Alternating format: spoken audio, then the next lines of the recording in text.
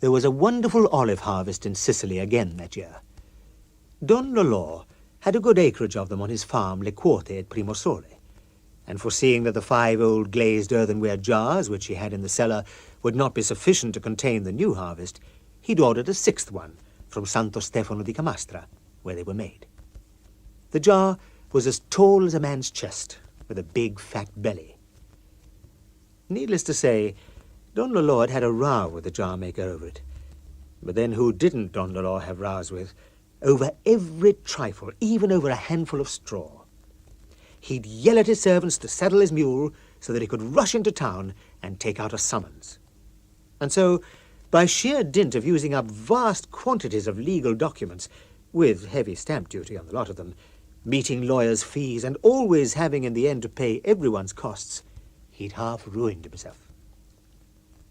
This new jar, for which he'd paid 4 lovely, bouncing, chinking onze, had been lodged temporarily in the press room, while they were waiting for room to be found for it in the cellar. No one had ever seen such a jar. It really hurt you to see it there, lodged in that cavern stinking with must and that harsh smell which lurks in places that are deprived of light and air. 2 days earlier, the knocking down of the olives had begun. Don Lolò, as usual, was striding about, swearing like a trooper, and making terrible threats if so much as one single olive, got overlooked. And now, at the end of the 3rd day, came calamity. 3 of the peasants, on going into the press room, had been struck with terror at the sight of the magnificent new jar cracked in 2, just as if someone had taken the jar in all its fullness and removed the whole of the front bulge. "Oh, God help us," they cried to one another. "Who's going to tell Don Lolò?" The first of the 3 proposed that they should shut the door and go off quietly as if they knew nothing. The second, however, said, "Are you mad? Try that one on Don Lolò? He's quite capable of believing that we broke it. No, we all stand fast, here, every single one of us." He went out of the press room and, cupping his hands, called, "Don Lolò! Don Lolò!" When Don Lolò came and saw the damage, it was just as if he were going out of his mind. He hurled himself at the 3 men who'd made the discovery.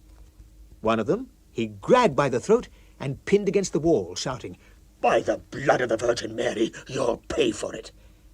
The peasants urged him to calm down. The jar could be mended. After all, only 1 piece had been broken off. A good jar mender would be able to put it together again like new. There was Sidi Malicasi, for instance, just the man for the job. He'd discovered a miraculous cement, the secret of which he guarded most jealously. It was a cement you couldn't break even with a hammer once it had set. If Don Lolò wished, Sidi Malicasi could come tomorrow morning at crack of dawn, and before you could say 2 twos or 4, the jar would be mended, and better than ever. At first, Don Lolò said no. In the end, however, he let them talk him round. So, next morning at dawn, Sidi Malicasi arrived with his toolkit slung over his shoulder. He was a misshapen old man with swollen, knotty joints like an old olive log. Now, Sidi Malicasi had not yet patented his newly invented cement because he wanted deeds to speak louder than words. So he had to keep a sharp lookout to make sure that no one stole his secret from him. "Show me this cement of yours," Don Lolò said. Sidi Ma shook his head. "You'll see how good it is when the job's done." He put his toolkit on the ground. Then, very, very solemnly, he began his examination of the jar, which by now had been brought out into the threshing yard. Finally, he said, "It'll be all right." Don Lolò started laying down his conditions. "I don't trust it with cement alone. I want rivets as well."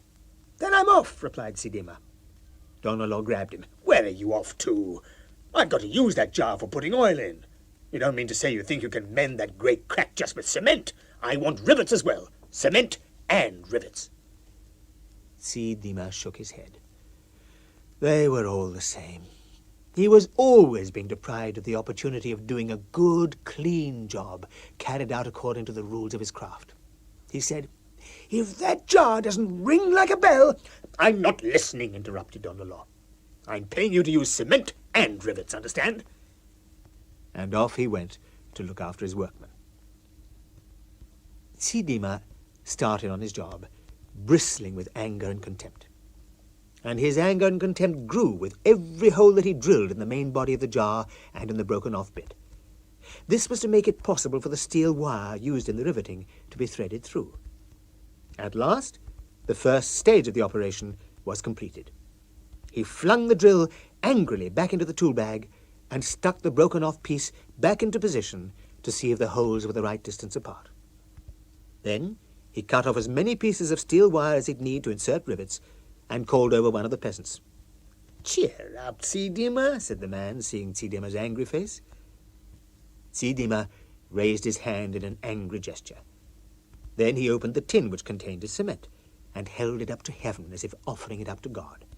Next, with his finger, he began to spread it all along the edge of the broken-off piece and the edge of the jar where it had come away. He took the pieces of wire and, tucking himself inside the open belly of the jar, instructed the peasant to stick the broken-off piece of wire in position. So, one by one, Sidima began to pass the pieces of wire through the holes he'd made in the jar. Then, with his wire cutters, he twisted the ends together. At last, the job was done. "Here, help me to get out," called Sidima to the peasant who had been assisting him. Now, no matter how large in the belly it was, the jar was very tight in the neck, and try as he would, Sidima could not find any way of getting out again. And the peasant, instead of helping him, doubled up with laughter. There was Sidima imprisoned in the jar which he himself had mended, and which now would have to be broken all over again, and broken for good this time. Hearing the laughter and shouting, Don Lolo came up. Sidima, inside the jar, was like a demented tomcat. "Let me out! Let me out!" We shall have to settle this legally, said Don Lolo. I must get my lawyer to sort it out for me. Get me my mule. And first of all, you'd better take this. Here, Sidima. I'm paying you for your work. I'm paying you a day's wages, 5 lira. I'm leaving it here for you. "I don't want anything! I want to get out of here!" You'll get out, all right. And meanwhile, I'm paying you. Here you are. 5 lira. He took the money out of his waistcoat pocket, threw it into the jar, then leapt into the saddle and rode off to town, gesticulating like a madman. As luck would have it, he didn't have to wait long before the lawyer was free to see him. But when Don Lolo had put the case before him, he did have to wait a long time before the lawyer had finished laughing. "Inside it," he cried. "He's riveted himself up inside it, and what do you think you're entitled to?" "So I'm supposed just to write the whole thing off, am I?" asked Don Lolo. "But don't you know what they'll call this?" the lawyer asked. "Kidnapping." The lawyer then explained to him that there were 2 sides to the case. On the one hand, he, Don Lolo, had immediately to set the prisoner free in order not to be answerable to a charge of kidnapping. On the other hand, the jar mender was answerable for the harm he'd done the jar. "Ah," Don Lolo breathed again. "by paying me for the jar, "Yes," said the lawyer, "but not as if it were new." Why not?" "Good God, man, because it was broken in the first place." "But it's mended now. It's better than mended. And now if I break it again, I shan't be able to get it mended again. The jar is lost, sir." The lawyer assured him that that would be taken into account by making him pay whatever the jar was worth in the state in which it was now. So, he advised him, I should get him to give you an estimate of its worth before you go any further. Don Lolo rode back to the farm again. He peered into the jar. "Are you all right in there, Sidima?" "Absolutely. I'm better off here than in my own home." "Glad to hear it. Meanwhile, allow me to inform you that that jar cost me 4 once when it was new. How much do you think it could cost now?" "With me inside it?" The farmhands laughed. Don Lolo shouted, "Shut up!" Then he called into the jar. "Look, I have 2 propositions. Either your cement's good for nothing or it's good for something. If it's good for nothing, then you're a twister. If it's good for something, then the jar, just as it is now, must have some sort of value. But what value? Give me an estimate. Dimmer reflected. Then he said, If you'd let me mend it with cement alone as I wanted, I shouldn't be stuck inside, and the jar would have more or less the same value as it had originally. As it is now, with these filthy rivets stuck in it, what value could it possibly have? A third of what it was worth in the first place, at the very most. A third? Maybe less, certainly not more. All right. I'll take your word for it.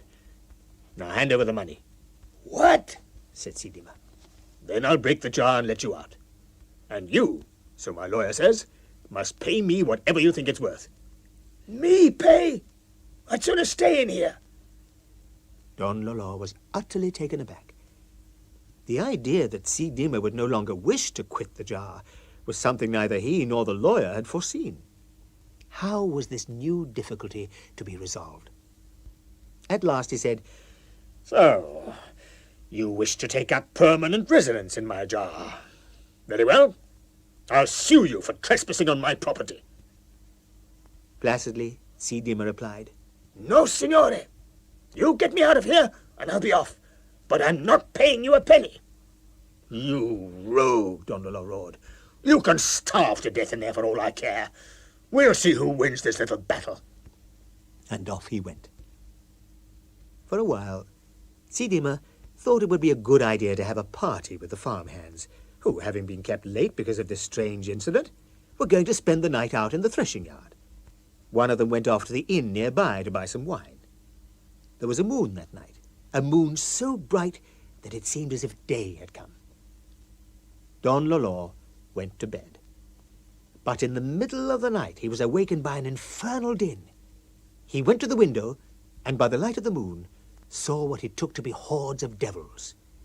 They were the drunken farmhands who'd linked hands and who were now dancing round the jar, inside of which Dimmer was singing away at the top of his voice.